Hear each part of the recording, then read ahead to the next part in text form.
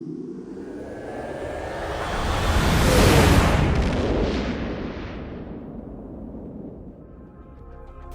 guys, I'm Prodigy from Airsoft Team Kilo23. Now, over the past couple weeks, I've had a few electrical problems with my G36, wires stripping, electrical shorts, stuff like that. So I figured I'm just going to toy around, I'm going to have some fun, and I'm going to go get me a stock JG G36C gearbox. I'm going to try it out in my Ares G36. So let's open this thing up, check it out, then I'll put a full cylinder in it so it can work with a longer 510mm barrel for my G36. I've got a modified bearing spring guide and a Systema Energy bucking that I'm going to put in the gun also. So put those in there, we can check this gearbox out and even see if it works in an Ares G36. I'm pretty sure it will, so we'll check it out. Now, to my knowledge, this is the most recent version of the JG G36C gearbox. Unlike the picture on Airsoft GI, it does have 6mm metal bushings instead of plastic ones. It's about what you'd expect for $60, which is what I paid for it off of airsoftgi.com. It does have a mini Type Tamiya connector, which I will be replacing with a Dean's connector. Alright, I've got the gearbox open. Looks alright for a JG gearbox, actually. Correction, it has 7mm bushings, not 6mm. So those are full metal, they're not bearing. The spring guide is just the standard version 3 plastic. It's just got a little metal washer here, no bearings. The spring guide, and piston head are all attached. It's kind of weird, the piston head's front is tan, or white, or whatever you want to call it, and the back of it is black, so that's kind of unusual. It's got one metal tooth on the front, second to last tooth is not removed, and it is all attached. It's about an M100-ish power, should be shooting about 360 feet per second. The nozzle is obviously the G36C style, or G36 in general. It's got the little bar on top here. It's kind of loose on here, but I'm sure it'll get a good air seal. The cylinder head fits pretty securely into the cylinder. It's got a good air seal there too. The tappet plate is not as flexible as I'd like, but it's still pretty good for a stock one. The shimming on the gears is better than it usually is. I mean, the bevel gear here was wobbling around quite a bit, but the sector and spur gear were pretty secure. Apart from the bad shimming on the bevel gear, it's shimmed pretty well considering for a JG gun. I mean, they don't always shim very well, so that's kind of luck right there. I'm obviously going to reshim it anyway, so it doesn't really matter much. The grease distribution is actually not half bad. It's better than it being clumped everywhere. It's actually got a good distribution all over the gears, but it still is the cheap Chinese yellow stuff, so ugh. So all I'm going to do is throw this Modify version 3 bearing spring guide in here, and I'm going to close it up and try to put it in my Ares G36.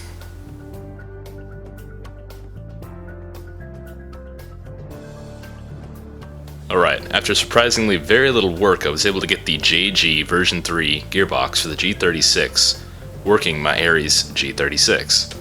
I was actually a little amazed about this, so let's go over everything I did to this gearbox to get it to work in the Ares G36.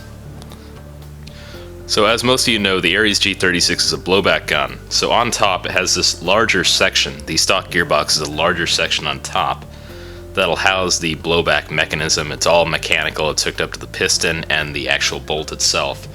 It tends to be a rickety system when it's hooked up to the gears and stuff like that, so it's really better to have a pneumatic blowback system. Obviously the JG gearbox does not have that as a regular version 3, so there was a little bit more room on top to work with, so it was kind of nice. I did have to remove the back threaded piece here that kind of sticks up. It's where the little screw goes into in the back of a TM style G36, so I had to remove that so that way I could pull the bolt back all the way on the G36. Normally when you have that there, it only goes back about halfway, so if you remove that, you can pull it back the entire way. So I also threw in the full cylinder from my original Ares G36, so that way I could actually use a longer barrel like I was hoping to.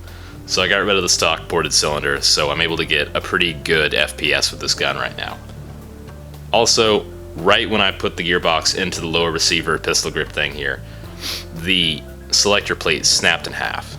So that really sucked. It took me about 2 days to get a replacement. I had to take the time, drive down to my local airsoft shop. It's about a half-hour drive away, and I had to get the time off of work to do that.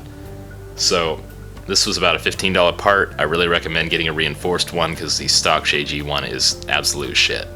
It broke on me just instantaneously.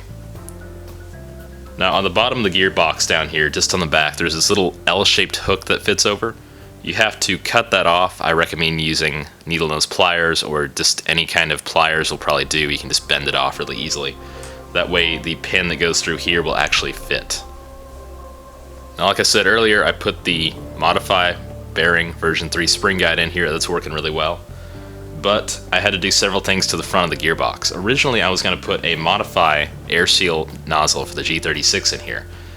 It fit fine. It got an excellent air seal when it was just outside of the gun. But when I put everything back together, the air seal was a joke. The rounds were just falling out of the barrel at about 50 feet per second. It was skipping about every other round, and it just was not working very well at all. So I ended up sticking with the stock JG nozzle. Now it's shooting about 360, 370. It's pretty good FPS for a stock gearbox like this. I really wish I could have used the air seal nozzle. It was like 12 bucks. I really wish I could have saved that now, but oh well. It's, you know, only 12 bucks. Not that much of a loss. Also, the screw right here did not fit in the 5KU hop-up chamber that I have, so I had to remove that, and this actually fits into a section there where it really compresses it pretty tight. So I really don't need to have a screw there. There is a screw hole that runs through the hop-up chamber itself. So if I wanted to, I could put a screw in the front here through the hop-up chamber so that would act like a one-piece unit. But I'm not going to do that. It seems to work pretty well as it is. Now to get this wiring system to work, I really needed about 2 or 3 more inches of wiring to get it to run to the battery compartment at the front of the gun inside the handguard. So I ended up splicing some low resistance wiring on here, put a Dean's connector on it, and it works really well. Now, obviously the gun should have a bolt catch here. Even if it's not working, it should be there one way or another. The JG one just has a spring-loaded one. The Ares has a working bolt catch. Now, sadly, I was unable to install the Ares bolt catch system onto the version 3 gearbox. The holes just don't line up, and it's not compatible. So I was unable to put the bolt catch in there at all. And just for the heck of it, it's only 25 bucks. I went ahead and bought an Echo 1 conversion magwell so that I can use M4 style mags. I'm really happy with this thing. The mags do tend to wobble around quite a bit in there. It's not that big of a deal to me. It's like I'm using mid caps, which are pretty light. They're mag brand, they're made of plastic, so they're not really going to go anywhere. Now let's go ahead and chrono the Ares G36 with the JG gearbox. It's got the stock spring, stock piston, stock nozzle, everything. Using .25 gram rounds, mainly because I'm out of .2s.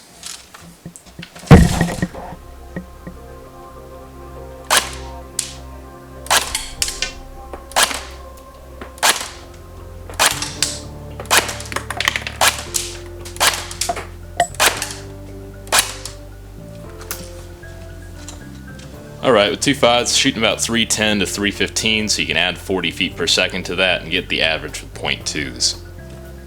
So overall, I'm happy to get this thing working as well as I did. $60 gearbox, a couple upgrade parts, really wasn't that much, about $75 total putting the gearbox in this gun. That's an okay deal.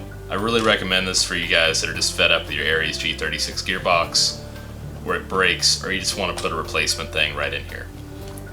Now keep in mind, using the Echo 1 M4 conversion magwell, I was having some problems with FPS. Whenever I used the conversion magwell, it was getting like between 50 and 100 feet per second when I tried it out just now. So I put the original magwell back on it and it was getting the FPS you just saw. So there must be some kind of, I don't know, measurement difficulties between the two. So I don't know, I'm going to try to get this thing to work. I really want it to work. But for now, I'm sticking with the stock magwell. Thanks for watching, guys. I'm Prodigy from Airsoft Team Kilo23, signing off.